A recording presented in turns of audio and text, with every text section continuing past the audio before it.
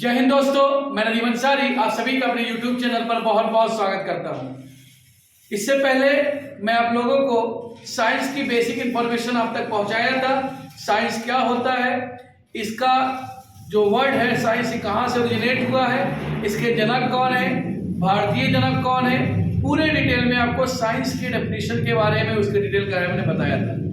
आज हम लोग जानने वाले हैं ब्रांचेस ऑफ साइंस अर्थात विज्ञान की शाखाओं के बारे में जानने वाले हैं।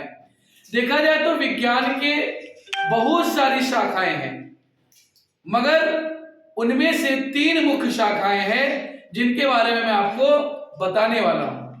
विज्ञान जिसे हम परिभाषित करते हैं सुसंगठित सुव्यवस्थित क्रमबद्ध ज्ञान को विज्ञान कहते हैं, उनकी 3 प्रमुख शाखाएं हैं। आज उन पर हम डिस्कस करने वाले हैं। जो सबसे पहली शाखा है उसे कहते हैं फिजिक्स, जिसे हम हिंदी में भौतिक विज्ञान के नाम से जानते हैं। दूसरी जो इसकी शाखा है बेटा, उसका नाम है केमिस्ट्री, जिसे हम रसायन विज्ञान के नाम से जानते हैं। और तीसरी जो इसकी मुख्य शाखा है उसका नाम है बायोलॉजी, जिसे हम जीव विज्ञान के नाम से जानते हैं। तो ये थी विज्ञान की 3 प्रमुख शाखाएं, भौतिक विज्ञान, रसायन विज्ञान और जीव विज्ञान। आइए जानते हैं कि भौतिक विज्ञान या फिजिक्स के अंतर्गत हम लोग किस चीज की स्टडी करते हैं। देखिए, अलग अलग बुकों में अलग अलग तरीके से डिफाइन किया गया है फिजिक्स की डेफिनेशन। अलग अलग लोग अलग अलग तरीके से इसकी डेफिनेशन बताते हैं।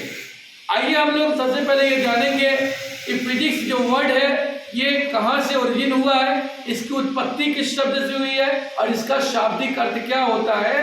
तब हम समझ पाएंगे कि वास्तव में फिजिक्स में, भौतिक विज्ञान में हम लोग किस चीज की स्टडी करते हैं। तो देखिए बेटा, अगर हम बात करें फिजिक्स की, तो फिजिक्स जो है ये एक ग्रीक शब्द फ्यूजिस से बना है।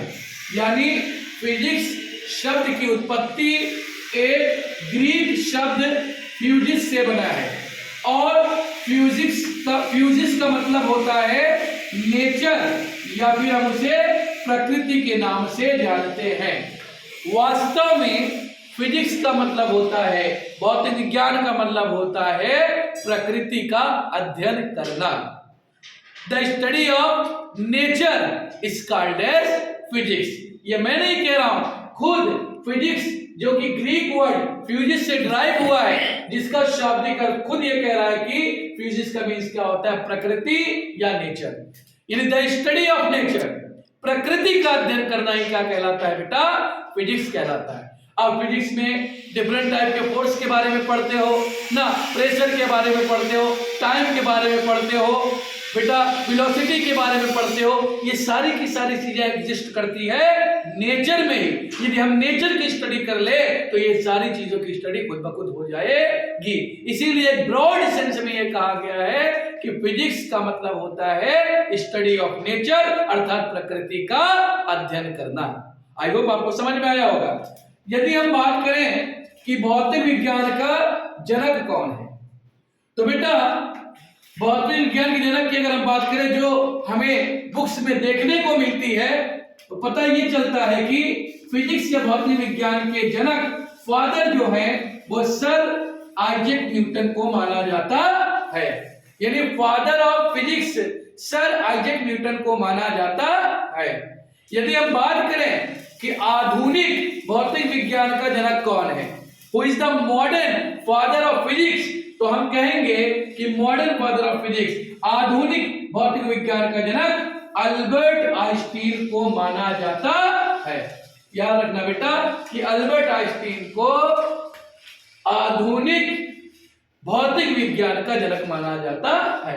अब फर्दर इसकी और भी ज्यादा ब्रांचेस है, खैर उस पर बाद में डिस्कस करेंगे। तो इतना याद रखना कि भौतिक विज्ञान की वह शाखा है जिसके अंतर्गत हम प्रकृति का अध्ययन करते हैं।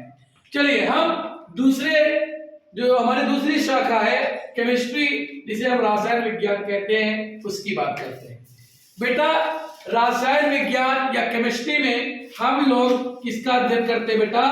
पदार्थों के गुणों का और इसके कार्यों का। यानी बेटा रासायन विज्ञान विज्ञान की वह शाखा है जिसके अंतर्गत हम लोग पदार्थों के गुणों और इसके कार्यों का अध्ययन करते हैं। बेटा आप सभी को पता है पदार्थ या मैटर क्या होता है? हर वो वस्तु जो स्थान घेरे, जिसका कुछ ना कुछ भार हो, उसी को पदार्थ कहते हैं। नॉर्मली पदार्थ की 3 अवस्था है जिसे हम ठोस, द्रव, गैस के नाम से जानते हैं। एक और अवस्था है जिसे हम प्लाज्मा के नाम से जानते हैं। ऐसे अगर और भी आगे स्टडी करोगे बेटा तो आपको पदार्थ की कई अवस्था के बारे में पढ़ने को मिलेगा, बट जनरली आप याद रखना कि पदार्थ की 3 अवस्थाएं होती है, ठोस, द्रव, गैस, सॉलिड, लिक्विड और गैस। बेटा तो पदार्थ क्या है? वह वस्तु जो स्थान घेरे, जिसका कुछ ना कुछ भार हो, उसी को हम क्या कहते हैं? पदार्थ कहते हैं। हम किसी भी पदार्थ के कैरेक्टर के बारे में, उसके गुणों के बारे में, उसके फीचर्स के बारे में स्टडी कर ले और उसके फंक्शन अर्थात उसके कार्यों के बारे में अगर हम अध्ययन कर ले तो ये अध्ययन करना हमारा क्या कहलाएगा बेटा? केमिस्ट्री या रसायन विज्ञान कहलाएगा।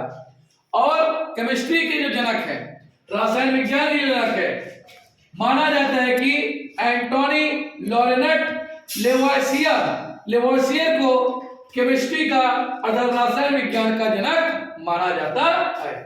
अगर हम केमिस्ट्री की बात करें तो इसको फर्दर 3 उप शाखाओं में बांटा गया है। पहली शाखा है बेटा अकार्बनिक। क्या है बेटा? अकार्बनिक रसायन। और दूसरी शाखा है कार्बनिक रसायन, कार्बनिक रसायन। और तीसरी शाखा है बेटा भौतिक रसायन। ये तीन इनकी उप शाखाएं, कार्बनिक रसायन, अकार्बनिक रसायन और फाइनली आपका भौतिक रसायन। ये 3 शाखाएं हैं।